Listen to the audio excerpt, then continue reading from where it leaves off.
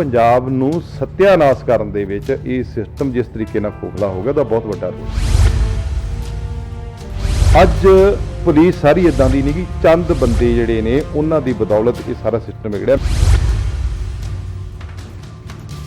ਤੁਸੀਂ ਮੰਨਦੇ ਜੇ ਕਿ ਅਸੀਂ ਦੋਸ਼ੀ ਹਾਂ ਤੇ ਭਾਵੇਂ ਗੁਰਜੀਤ ਔਜਲਾ ਹੋਵੇ, ਕੋਈ ਹੋਵੇ, ਹਰ ਇੱਕ ਤੇ ਕਾਰਵਾਈ ਹੋਣੀ ਚਾਹੀਦੀ ਹੈ।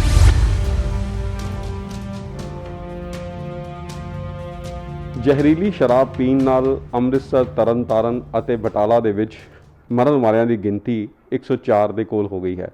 ਇਸ ਦੇ ਹੋਰ ਵਧਣ ਦੇ ਆਸਾਰ ਨਜ਼ਰ ਆ ਰਹੇ ਨੇ। ਮਰਨ ਵਾਲਿਆਂ ਦੀ ਗਿਣਤੀ ਇਸ ਜ਼ਹਿਰੀਲੀ ਸ਼ਰਾਬ ਦੇ ਨਾਲ ਸਿਆਸਤ ਵੀ ਪੱਕ ਗਈ ਹੈ।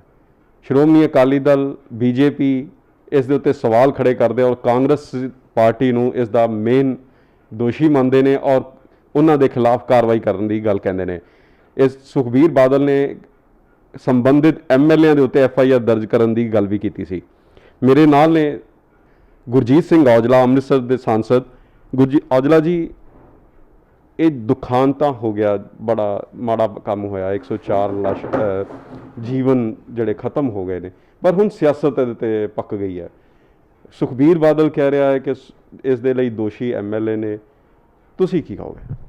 ਦੇਖੋ, ਪਹਿਲੀ ਗੱਲ ਤੇ ਬਹੁਤ ਦੁੱਖ ਦੀ ਗੱਲ ਹੋਈ ਹੈ ਕਿ ਇਹ ਦੁਖਾਂਤ ਜਿਹੜਾ ਇਹ ਵਾਪਰਿਆ ਹੈ ਔਰ ਇਹਦੇ ਨਾਲ ਸਭ ਤੋਂ ਵੱਡਾ ਦੁੱਖ ਇਸ ਗੱਲ ਦਾ ਵੀ ਹੈਗਾ ਕਿ ਮਜ਼ਦੂਰ ਲੋਕ ਜਿਹੜੇ ਦਿਹਾੜੀ ਦੱਪਾ ਕਰਦੇ ਨੇ, ਉਹ ਵਿਚਾਰੇ ਜਾ ਕੇ ਸ਼ਾਮ ਨੂੰ ਉਹਨਾਂ ਦੀ ਆਦਤ ਹੈ, ਪੁਰਾਤਨ ਚੱਲੀ ਆ ਰਹੀ ਹੈ ਪਿੰਡਾਂ ਦੇ ਵਿੱਚ ਕਿ ਲੋਕ ਸ਼ਾਮ ਨੂੰ ਦਾਰੂ ਗਲਾਸੀ ਦੇ ਹਿਸਾਬ ਨਾਲ ਪੀਂਦੇ ਨੇ ਔਰ ਉਹਨਾਂ ਨੇ ਰੂਟੀਨ ਦੇ ਵਿੱਚ ਹੀ ਮੇਰੇ ਖਿਆਲ ਲਈ ਹੋਊਗੀ ਅਤੇ ਉਹਨਾਂ ਨੂੰ ਨਹੀਂ ਪਤਾ ਕਿ ਉਹਨਾਂ ਸਵੇਰ ਦਾ ਦਿਨ ਨਹੀਂ ਦੇਖਣਾ, ਕਈਆਂ ਦੀ ਰੋਸ਼ਨੀ ਚਲੇਗੀ। ਮੈਂ ਇਸ ਗੱਲ 'ਤੇ ਬਹੁਤ, ਮੇਰਾ ਮਨ ਵੀ ਬਹੁਤ ਦੁਖੀ ਹੈ ਕਿ ਇਹ ਘਟਨਾ ਨਹੀਂ ਸੀ ਵਾਪਰਨੀ ਚਾਹੀਦੀ। ਪਰ ਇਹਦੇ ਨਾਲ ਦੀ ਨਾਲ ਬੜੇ ਸਵਾਲ ਜਿਹੜੇ ਆ, ਕੁਦਰਤੀ ਗੱਲ ਹੈ, ਓਪੋਜੀਸ਼ਨ ਹੈ, ਉਹਨਾਂ ਦੇ ਸਵਾਲ ਚੁੱਕਣੀ ਹੈ, ਸਰਕਾਰ ਦੇ ਉੱਤੇ ਹੁੰਦਾ ਹੀ ਹੈ।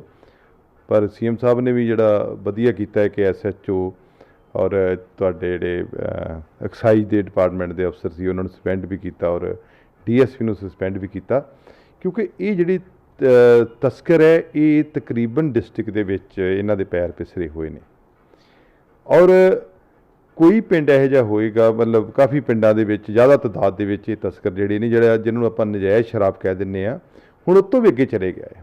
ਸੋ ਉਹਨਾਂ ਦੇ ਜਿਹੜੇ ਸਵਾਲ ਹੈ, ਸੁਖਬੀਰ ਜੀ ਨੂੰ ਇੱਕ ਸਾਰਥਿਕ ਆਪੋਜੀਸ਼ਨ ਦੀ ਭੂਮਿਕਾ ਨਿਭਾਉਂਦੇ ਹੋਏ ਜਿਹੜੇ ਕਿੰਗ ਪਿਨ ਨੇ ਉਹਨਾਂ ਤੱਕ ਪਹੁੰਚਣ ਲਈ ਸਰਕਾਰ ਦੀ ਮਦਦ ਕਰਨੀ ਚਾਹੀਦੀ ਹੈ, ਬਜਾਏ ਇਹਦੇ ਕਿ ਹੁਣ MLA ਸਾਹਿਬ ਨੇ ਜਿਹੜੇ ਡੈਨੀ ਜੀ ਕਹਿ ਲਓ, ਜਿਹੜਾ ਹਲਕਾ ਆ, ਹੁਣ MLA ਸਾਹਿਬ ਦਾ ਉੱਚ ਜੇ ਕੋਈ ਦੋਸ਼ੀ ਲੱਗਦਾ ਹੈ ਤੁਹਾਡੇ ਹਿਸਾਬ ਨਾਲ, ਜੇ ਦੋਸ਼ੀ ਹੋਊਗਾ ਸਾਬਤ ਤੇ ਫਿਰ ਹੀ ਗੱਲ ਆਪਾਂ ਕਰਾਂਗੇ ਨਾ।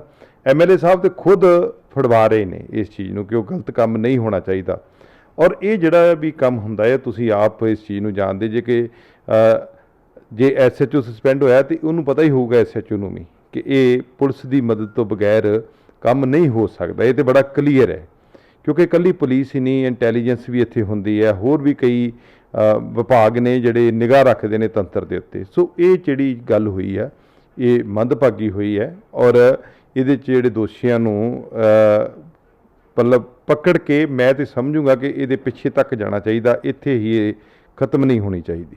ਔਜਲਾ ਸਾਹਿਬ, ਜਦੋਂ ਲਾਕਡਾਊਨ ਹੋਇਆ ਸੀਗਾ, ਆਮ ਆਦਮੀ ਦਾ ਘਰੋਂ ਨਿਕਲਣਾ ਮਤਲਬ ਬੰਦ ਸੀਗਾ। ਉਸ ਲਾਕਡਾਊਨ ਦੇ ਦੌਰਾਨ ਵਾਹਨ ਨਹੀਂ ਚੱਲ ਰਹੇ ਸੀਗੇ।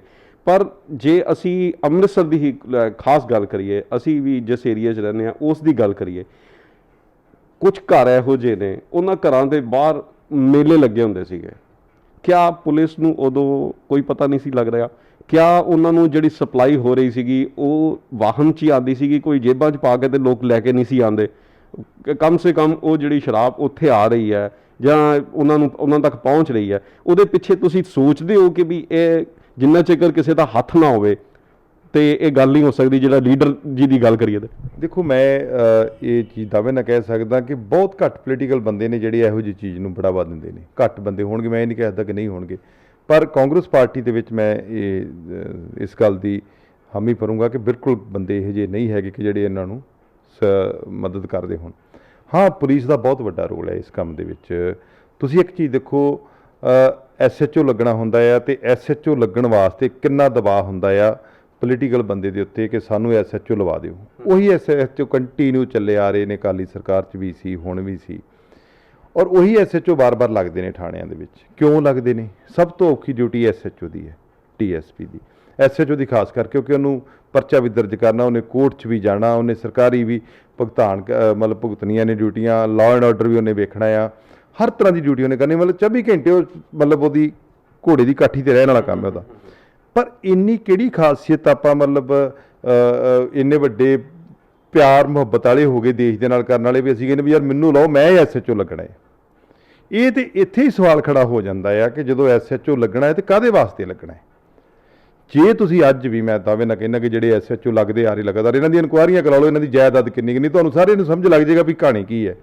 ਅੱਜ ਮੈਂ ਦੱਸਦਾ, ਡੀਐਸਪੀ ਅੱਜ ਚੰਡੀਗੜ੍ਹ ਦੀ ਪੈਰੀਫੇਰੀ ਦੇ ਰਹੀ ਹੈ, ਜਿੰਨੀ ਜ਼ਮੀਨ ਮਤਲਬ ਖਰੀਦੀ ਹੈ, ਜੇ ਇਨਕੁਆਇਰੀ ਹੋ ਜੇ ਪ੍ਰੋਪਰ, ਪੋਲੀਟੀਕਲ ਬੰਦੇ ਹੋਣਗੇ, ਇੱਕ ਦੂਜੇ ਨੂੰ ਬਲੇਮ ਕਰਦੇ ਨੇ, ਅਕਾਲੀ ਨੇ ਖਰੀਦੀ ਆ, ਕਾਂਗਰਸ ਨੇ ਖਰੀਦੀ, ਲਿਮਟਿਡ ਹੋਣਗੇ। ਤਕਰੀਬਨ ਜ਼ਮੀਨ ਜਿਹੜੀ ਹੈ ਸਾਰੀ ਮੋਸਟਲੀ ਬਿਊਰੋਕਰੇਟਸ ਕੋਲ ਨੇ। ਇਹ ਚੀਜ਼ਾਂ ਸਾਨੂੰ ਖਤਮ ਕਰ ਰਹੀਆਂ ਨੇ ਔਰ ਰਾਜਨੀਤੀ ਦਾ ਅਕਸ ਵੀ ਧੁੰਦਲਾ ਕਰ ਰਹੀਆਂ ਨੇ, ਕਿਉਂਕਿ ਦੇਖੋ ਸੁਖਬੀਰ ਹੁਣੀ ਆਪੋਜੀਸ਼ਨ 'ਚ ਨੇ, ਕੁਦਰਤੀ ਗੱਲ ਹੈ, ਉਹਨਾਂ ਸਾਨੂੰ ਹੀ ਕਹਿਣਾ, ਉਹਨਾਂ ਸਰਕਾਰ ਨੂੰ ਕਹਿਣਾ ਹੈ। ਪਰ ਇਹਦੇ ਨਾਲ ਨਾਲ ਸੁਖਬੀਰ ਉਹਨਾਂ ਨੂੰ ਵੀ ਚੇਤੇ ਰੱਖਣਾ ਚਾਹੀਦਾ ਵੀ ਇਹ ਜਿਹੜੇ ਵੀ ਤਸਕਰ ਨੇ, ਇਹ ਪਿਛਲੇ 10 ਸਾਲਾਂ ਦੇ ਉਹੀ ਬੰਦੇ ਨੇ ਪੈਰ ਪਸਾਰ ਤੇ ਚਲੇ ਆ ਰਹੇ। ਉਦੋਂ ਤੁਹਾਡੇ ਲਾਗੇ ਹੋਣਗੇ, ਹੁਣ ਕੁਦਰਤੀ ਗੱਲ ਹੈ, ਉਹਨਾਂ ਕਿਸੇ ਨਾ ਕਿਸੇ ਸਰਪੰਚ ਨਾਲ ਲਾ ਕੇ ਕੋਈ ਨਾ ਕੋਈ ਹੋਰ ਦਾ ਕਿਤੇ ਮਦਦ ਵੀ ਲਈ ਹੋਵੇ। ਪਰ ਇਹ ਸਿਸਟਮ ਜਿਹੜਾ ਵਿਗੜਿਆ, ਇਹ ਸਮੇਂ ਦਾ ਵਿਗੜਿਆ। ਇਹਨਾਂ ਨੂੰ ਇਹ ਸਮਝਣਾ ਚਾਹੀਦਾ ਕਿ ਤੁਹਾਨੂੰ ਰਾਜਨੀਤਿਕ ਬੰਦਿਆਂ ਨੂੰ ਇੱਕ ਆਪਣਾ ਅੰਦਰ ਦਾ ਸਿਸਟਮ ਜਗਾਉਣਾ ਪਊਗਾ ਕਿ ਇਹ ਪੰਜਾਬ ਨੂੰ ਸੱਤਿਆਨਾਸ਼ ਕਰਨ ਦੇ ਵਿੱਚ ਇਹ ਸਿਸਟਮ ਜਿਸ ਤਰੀਕੇ ਨਾਲ ਖੋਖਲਾ ਹੋ ਗਿਆ, ਉਹਦਾ ਬਹੁਤ ਵੱਡਾ ਰੋਲ ਹੈ। ਔਜਲਾ ਸਾਹਿਬ, ਤੁਸੀਂ ਗੱਲ ਕਰ ਰਹੇ ਹੋ ਕਿ ਅਕਾਲੀ ਸਰਕਾਰ ਦੇ ਟਾਈਮ ਦੇ ਐਸਐਚਓ ਹੈ ਉਹੀ ਇੱਥੇ ਲੱਗੇ ਨੇ, ਮਗਰ ਲਗਾਉਣ ਵਾਲੀ ਤੇ ਸਰਕਾਰ ਹੀ ਹੈ ਨਾ ਜੀ। ਇਸ ਟਾਈਮ ਕਾਂਗਰਸ ਸਰਕਾਰ ਦਾ ਪੂਰਾ ਇਖਤਿਆਰ ਸੀਗਾ ਜੀ, ਉਹਨਾਂ ਦੇ ਦੇਖਾ ਉਹਨਾਂ ਦੇ ਅੰਡਰ ਹੀ ਇਹ ਕੰਮ ਕਰਦੇ ਸੀ।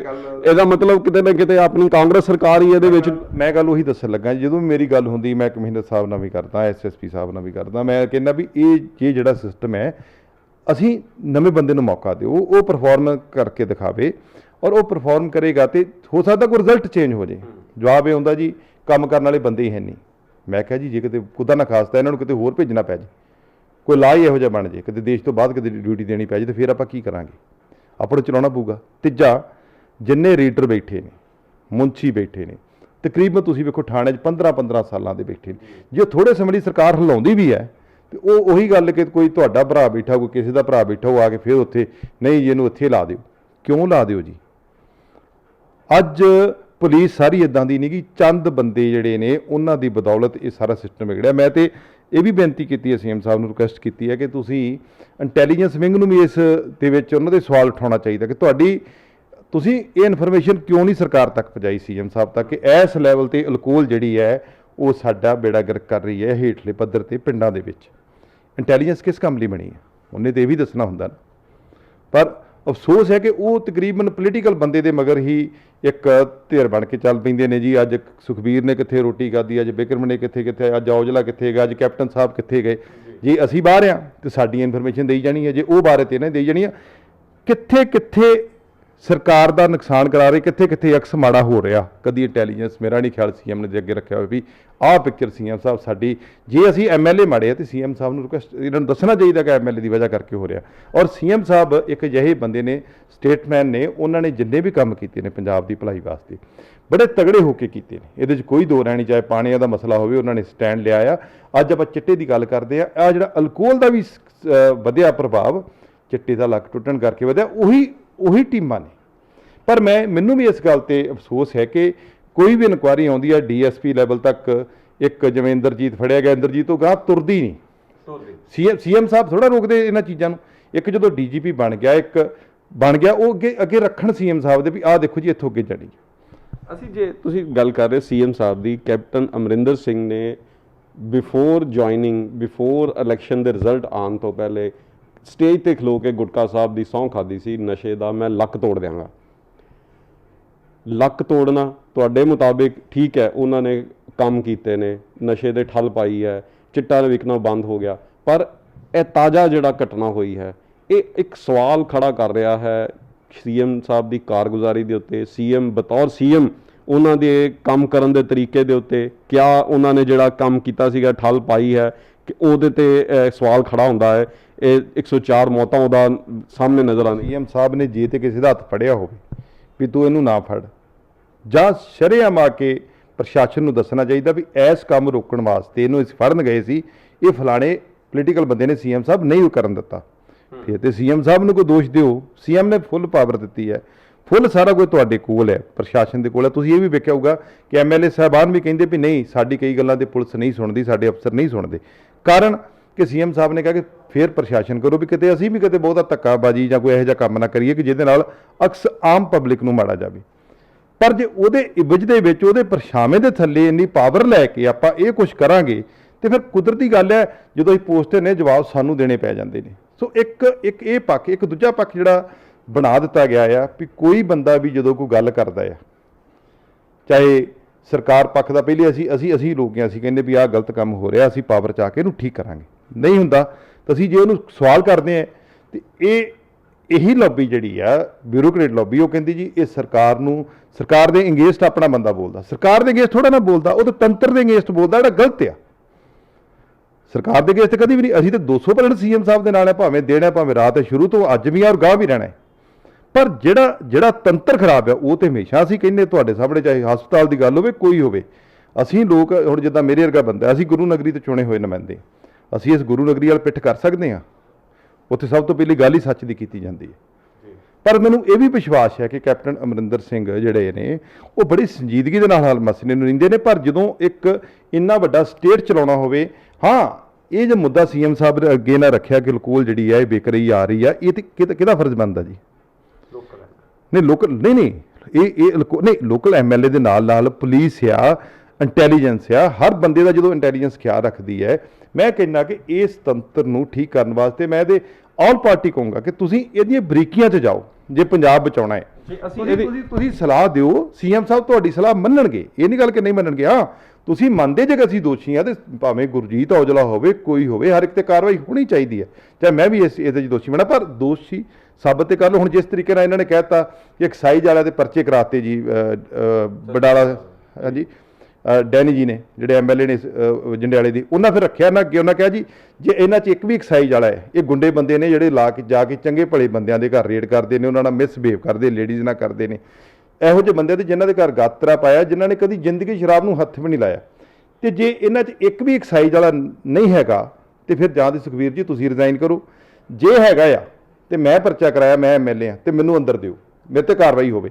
ਸੋ ਇਹ ਗੱਲਾਂ ਇੱਕ ਆਪਣੀ ਧਰਾਤਲ ਲੱਭਣ ਵਾਸਤੇ ਸੁਖਬੀਰ ਜੀ ਇਹੋ ਜਿਹੇ ਬਿਆਨ ਦੇ ਦੇਣ ਬੇਤੁਕੇ ਔਰ ਗੈਰ ਜ਼ਿੰਮੇਵਾਰਾਨਾ ਕਿ ਉਹਨਾਂ ਉਸ ਪਰਚੇ ਦੇ ਵਿੱਚ ਇੱਕ ਵੀ ਐਕਸਾਈਜ਼ ਵਾਲੇ ਬੰਦੇ ਤੇ ਪਰਚਾ ਨਹੀਂ ਹੈਗਾ।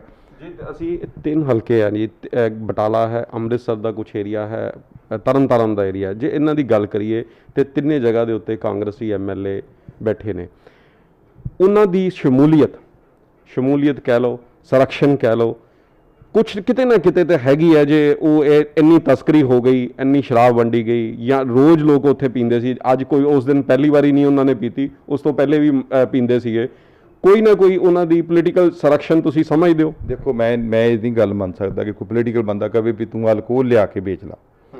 ਹੁਣ ਪਿੰਡਾਂ ਦੇ ਵਿੱਚ ਦੇਸੀ ਗੁੜ ਦੀ ਸ਼ਰਾਬ ਤਕਰੀਬਨ ਪੁਰਾਤਨ ਤੋਂ ਚੱਲੀ ਆ ਰਹੀ ਕੱਢਦੀ ਸੀ, ਜਿਹਦੇ ਨਾਲ ਕੋਈ ਬੰਦੇ ਦਾ ਡੈਥ ਕਦੀ ਨਹੀਂ ਹੁੰਦੀ, ਠੀਕ ਹੈ ਜੀ। ਉਹ ਤੇ ਚੰਗੇ ਭਲੇ ਜਦੋਂ ਐਕਸਾਈਜ਼ ਰੇਡ ਕਰਦੀ ਉਹ ਤਾਂ ਚੰਗਾ ਭਲਾ ਬੰਦਾ ਸ਼ਰਾਬ ਛੱਡ ਗਿਆ ਕੱਢਣੋਂ ਵੀ ਅਸੀਂ ਨਹੀਂ ਕੱਢਦੇ, ਵੀ ਕਿਉਂਕਿ ਬੇਇੱਜ਼ਤੀ ਹੁੰਦੀ ਹੈ ਪਿੰਡ ਦੇ ਵਿੱਚ ਕਿ ਇੱਕ ਨਹੀਂ ਤੇ ਮਤਲਬ ਆਮ ਕੀ ਹੁੰਦਾ ਸੀ ਕਿ ਲੋਕ ਘਰਾਂ 'ਚ ਕੱਢ ਲੈਂਦੇ ਸੀ, ਕੋਈ ਸੀਰੀ ਨੇ ਕੰਮ ਕਰਨਾ, ਕਿਸੇ ਨੇ ਕੰਮ ਕਰਨਾ, ਉਹਨੂੰ ਸ਼ਾਮ ਨੂੰ ਜਾਣ ਲੱਗਿਆ 1-2 ਪੈਗ ਨੂੰ ਦੇ ਦੇਣੇ। ਹੁਣ ਉਹ ਨਿਕਲਦੀ ਨਹੀਂ। ਜਿਹੜੇ ਅਲਕੋਹਲ ਵੇਚਣ ਵਾਲੇ ਨੇ ਇਹ ਅੱਜ ਦੇ ਨਹੀਂ, ਇਹ ਵੀ ਪੁਰਾਣੇ ਬੈਠੇ ਨੇ। ਇਹ ਮਤ ਸੋਚਿਓ ਕਿ ਇਹ ਨਵੇਂ ਐਸ ਸਰਕਾਰ 'ਚ ਆ ਕੇ ਕੋਈ ਸਾਡਾ ਵਰਕਰ ਲੱਗ ਗਿਆ ਜਾਂ ਕਿਸੇ ਦਾ ਵਰਕਰ ਲੱਗ ਗਿਆ, ਤੁਸੀਂ ਚੈੱਕ ਕਰ ਲਓ, ਸਾਰੇ ਪੁਰਾਤਨ ਬੈਠੇ ਨੇ। ਇਹ ਕਿਸੇ ਪੋਲੀਟੀਕਲ ਬੰਦੇ ਦੀ ਇਹਨਾਂ ਨੂੰ ਸਾਂਝ ਦੀ ਲੋੜ ਨਹੀਂ ਹੁੰਦੀ, ਇਹਨਾਂ ਨੂੰ ਸੁਰੱਖਿਆ ਚਾਹੀਦਾ ਹੁੰਦਾ। ਜੇ ਹੁਣ ਫਰਜ਼ ਕਰੋ ਅਲਕੋਹਲ ਇੱਥੇ 10 ਡਰਮ ਫੜ ਲੈਂਦੇ ਨੇ ਤੇ ਕੀ ਗੁਰਜੀਤ ਔਜਲਾ ਫੋਨ ਕਰੂਗਾ ਕਿ ਉਹਨੂੰ ਛਡਾ ਦਿਓ?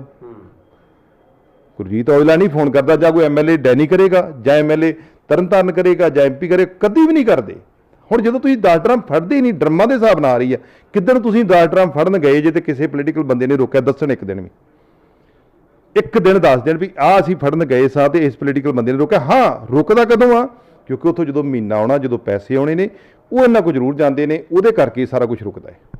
ਕੈਪਟਨ ਸਾਹਿਬ ਨੇ ਹਰ ਇੱਕ ਮਰਨ ਵਾਲੇ ਦੇ ਪਰਿਵਾਰ ਨੂੰ 2 ਲੱਖ ਰੁਪਏ ਦਾ ਅਨਾਉਂਸ ਕਰ ਦਿੱਤਾ। ਤੁਹਾਡੇ ਮੁਤਾਬਿਕ ਕਿਆ ਸਫੀਸ਼ੀਐਂਟ ਅਮਾਊਂਟ ਹੈ ਜੀ ਜਿਹੜੇ ਪਰਿਵਾਰਾਂ ਨੂੰ ਮਿਲ ਰਹੀ ਹੈਗੀ? ਕਿਉਂਕਿ ਵਿਪਕਸ਼ ਜਿਹੜਾ ਹੈ ਉਹ ਨੌਕਰੀ ਦੀ ਵੀ, ਸਰਕਾਰੀ ਨੌਕਰੀ ਦੀ ਵੀ ਗੱਲ ਕਰਦਾ ਯੋਗਤਾ ਦੇ ਆਧਾਰ ਤੇ। ਦੇਖੋ ਮੈਂ ਤੇ ਇਹ ਗੱਲ ਕਰੂੰਗਾ ਕਿ ਦੇਖੋ ਸਰਕਾਰ ਕੋ ਜੋ ਬਣਦਾ ਬੈਟਰ ਸਰਕਾਰ ਕਰਦੀ ਹੈ। ਸੀਐਮ ਸਾਹਿਬ ਨੇ ਜਾਨ ਦੀ ਜੇ ਕੀਮਤ ਲਾਓਗੇ ਤਾਂ ਕੁਛ ਵੀ ਨਹੀਂ ਹੁੰਦੀ। ਉਹ ਸੀਐਮ ਸਾਹਿਬ ਨੇ ਵੀ ਕਿਹਾ ਵੀ ਇਹਦੀ ਮੈਂ ਕੀਮਤ ਨਹੀਂ ਦੇ ਸਕਦਾ, ਪਰ ਜੋ ਮੇਰੇ ਕੋ ਹੁੰਦਾ ਹੈ ਪੰਜਾਬ ਚਲਾਉਣਾ ਹੈ, ਜਿੰਨੀ ਕੁ ਪੰਜਾਬ ਦੀ ਇਸ ਵੇਲੇ ਆਮਦਨ ਹੈ, ਜਿਸ ਪੋਜੀਸ਼ਨ ਤੇ ਪੰਜਾਬ ਹੈ, ਜਿਸ ਪੋਜੀਸ਼ਨ ਤੇ ਆਰਥਿਕ ਸਥਿਤੀ ਹੈ ਪੰਜਾਬ ਦੀ, ਉਸ ਹਿਸਾਬ ਨਾਲ ਕਿਸੇ ਦੀ ਮਦਦ ਕੀਤੀ ਜਾਂਦੀ। ਉਹ 2 ਲੱਖ ਅਮਾਊਂਟ ਉਹਨਾਂ ਨੇ ਸਫੀਸ਼ੀਐਂਟ ਦਿੱਤਾ ਹੈ। ਕੋਈ ਲੋੜ ਹੋਏਗੀ ਤਾਂ ਸੀਐਮ ਸਾਹਿਬ ਹੋਰ ਕੁਝ ਸੋਚਿਆ ਜਾ ਸਕਦਾ ਹੈ। ਔਰ ਮੈਂ ਇਹੀ ਕਹੂੰਗਾ ਕਿ ਆਪਾਂ ਨੂੰ ਤਗੜੇ ਹੋ ਕੇ ਜਿਹੜੇ ਵੀ ਇਸ ਲਈ ਪੰਜਾਬ ਲਈ ਸੰਜੀਦਾ ਨੇ ਜਾਂ ਇਸ ਨਸ਼ਿਆਂ ਦੇ ਵਿਰੁੱਧ ਲੜਾਈ ਲੜਦੇ ਨੇ, ਉਹਨਾਂ ਨੂੰ ਇੱਕ ਗੱਲ ਨੂੰ ਸਮਝ ਲੈਣਾ ਚਾਹੀਦਾ ਹੈ ਕਿ ਜਿੰਨਾ ਚਿਰ ਇਹ ਪੋਸਟਾਂ ਧੱਕੇ ਨਾਲ SHO ਜਾਂ DSP ਸਾਡੇ ਕੋਲ ਖੋਹਦੇ ਨੇ ਜਾਂ SP ਖੋਹਦੇ ਨੇ ਵੀ ਸਾਨੂੰ ਲਵਾਓ, ਅਸੀਂ ਲੱਗਣਾ ਆ, ਅਸੀਂ ਲਵਾਉਣਾ ਆ। ਮੈਂ ਨਹੀਂ ਕਹਿੰਦਾ ਸਾਰੇ ਮਾੜੇ ਨੇ, ਪਰ ਇਹਨਾਂ 'ਚ ਬਹੁਤ ਤਾਕਤ ਉਹਨਾਂ ਬੰਦਿਆਂ ਦੀ ਆ ਜਿਹੜੇ ਬੰਦੇ ਕ੍ਰਾਈਮ ਨੂੰ, ਇਹੋ ਜਿਹੀ ਚੀਜ਼ਾਂ ਨੂੰ ਮਦਦ ਕਰਦੇ ਨੇ। ਕਿਉਂਕਿ ਸਾਨੂੰ ਆਪ ਪਤਾ ਹੈ ਅਸੀਂ ਹੁਣ ਸਾਡੇ ਕੋਲ ਕਿਹੜੀ ਚੀਜ਼ ਲੁਕੀ ਹੈ। ਅਸੀਂ ਪੋਲੀਟੀਕਲ ਬੰਦੇ, ਸਾਡੇ ਕੋਲ ਪਿੰਡਾਂ 'ਚ ਬੰਦੇ ਆਉਂਦੇ, ਹਰ ਤਰ੍ਹਾਂ ਦਾ ਬੰਦਾ ਸਾਨੂੰ ਮਿਲਦਾ ਵਰਦਾ ਹੈ। ਸੋ ਅਸੀਂ ਇਹੋ ਕਹਾਂਗੇ ਪੰਜਾਬ ਬਚਾਉਣਾ ਆ। ਇਹ ਉਹੀ ਪੰਜਾਬ ਪੁਲਿਸ ਆ ਜਿਹਨੇ ਬੜਾ ਮਾੜੇ ਸਮੇਂ 'ਚੋਂ ਪੰਜਾਬ ਨੂੰ ਬਾਹਰ ਕੱਢਿਆ ਸੀ। ਅੱਜ ਇਹਨਾਂ ਨੂੰ ਵਾਪਸ ਫਿਰ ਉਹ ਜਿਹੜੀ ਰੂਹ ਰਵਾਂ ਵਾਲੇ ਬੰਦੇ ਲਿਆਉਣੇ ਚਾਹੀਦੇ ਆ। ਔਰ ਤੁਸੀਂ ਇੱਕ ਗੱਲ ਦੇਖੋਗੇ, ਸੀਐਮ ਸਾਹਿਬ ਨੇ ਮੋਸਟਲੀ IPS ਅਫਸਰ ਵੀ ਲਾਏ ਹੋਏ ਨੇ, ਕਾਬਲ ਅਫਸਰ ਵੀ ਲਾਏ ਹੋਏ ਨੇ, ਪਰ ਤੰਤਰ ਨੂੰ ਥੱਲਿਓਂ ਸਾਥ ਦੇਣ ਦੀ ਬੜੀ ਵੱਡੀ ਲੋੜ ਹੈ। ਮੈਂ ਤੁਹਾਨੂੰ ਦੱਸਿਆ ਕਿ 15-15 10-10 ਸਾਲ ਦੇ ਰੀਡਰ, DSP ਚਲੇ ਜਾਓ ਰੀਡਰ ਉੱਥੇ ਰਹਿ ਜਾਂਦਾ, SP ਚਲੇਗਾ ਰੀਡਰ ਉੱਥੇ ਰਹਿ ਗਿਆ, SHO ਚਲੇਗਾ ਰੀਡਰ ਉੱਥੇ ਰਹਿ ਗਿਆ। ਕਿਆ ਕੰਮ ਹੈ ਜੀ ਇਹਨਾਂ ਦਾ? ਇਹਨਾਂ ਦੀਆਂ ਬਦਲੀਆਂ ਕਿਉਂ ਨਹੀਂ ਹੁੰਦੀਆਂ? ਸੋ ਆਪਾਂ ਨੂੰ ਗੰਭੀਰਤਾ ਦੇ ਨਾਲ ਇਹਦੇ ਅੰਦਰ ਦੇਖਣਾ ਪਏਗਾ। ਇਹ ਬੜਾ ਜ਼ਰੂਰੀ ਹੋ ਗਿਆ ਔਰ ਸਾਰੀਆਂ ਪਾਰਟੀਆਂ ਨੂੰ ਦੇਖਣਾ ਪਏਗਾ। ਦੇਖੋ ਸੀਐਮ ਸਾਹਿਬ ਨੇ ਜਿੰਨਾ ਵੀ ਕੰਮ ਕੀਤਾ, ਉਹਨਾਂ ਦੇ ਕੰਮ ਤੇ ਅਸੀਂ ਕਿੰਤੂ ਪ੍ਰੰਤੂ ਨਹੀਂ ਕਰ ਸਕਦੇ। ਉਹ ਵਾਹਿਦ ਇਨਸਾਨ ਹੈ। ਜੇ ਉਹਨਾਂ ਨੇ ਕਿਹਾ ਤੁਸੀਂ 4 ਗੁਟਕਿਆਂ ਸਾਹਿਬ ਵਾਲੀ ਗੱਲ ਕੀਤੀ ਹੈ, ਤੇ ਦੇਖੋ ਮੈਂ ਖੁਦ, ਤੁਹਾਨੂੰ ਪਤਾ ਕਿ ਨਸ਼ਿਆਂ ਵਾਲੇ ਬੱਚਿਆਂ ਨੂੰ ਬਚਾਉਣ ਵਾਸਤੇ ਸੜਕ ਤੇ ਨਿਕਲਿਆ ਸੀ ਔਰ ਮੈਂ ਘਰੋਂ ਜਾ ਲਿਆ ਕੇ ਲੈਂਦੇ ਜਮ੍ਹਾਂ ਕਰਾਏ ਸੀ।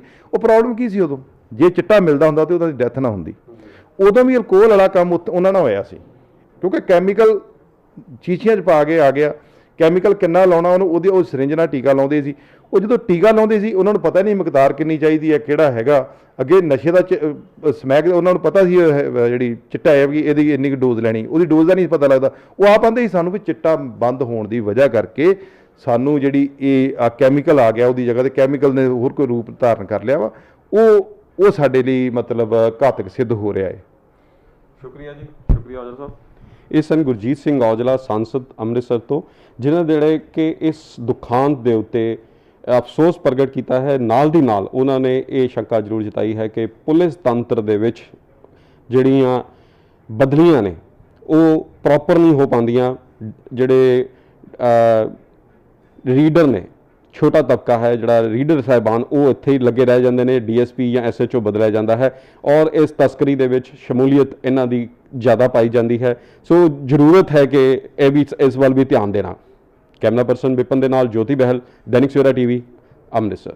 क्या आप है परेशान? क्या आपकी समस्या का हल नहीं हो पा रहा? तो निराश ना हो। 17 बार गोल्ड मेडलिस्ट मियां रफीक मोहम्मद, जिनके पास है आपकी हर समस्या का हल, चाहे वो बिजनेस से रिलेटेड हो या फिर हो करियर से रिलेटेड या फिर हो लव रिलेशनशिप। आपकी समस्या का हल होगा 31 घंटों में। फिर देर किस बात की? स्क्रीन पे दिए गए नंबर्स के ऊपर कॉल करो और अपनी समस्या का हल जल्द से जल्द पाएं। ਸਿਆਸਤ, ਵਪਾਰ, ਧਰਮ ਅਤੇ ਫਿਲਮ ਜਗਤ ਦੇ ਨਾਲ ਹੁਣ ਕੈਨੇਡਾ ਅਤੇ ਅਮਰੀਕਾ ਦੀ ਹਰ ਵੱਡੀ ਖਬਰ ਦੇ ਲਈ ਹੁਣੇ ਡਾਊਨਲੋਡ ਕਰੋ ਦੇਸ਼ ਦੀ number 1 news app Dainik Savera time.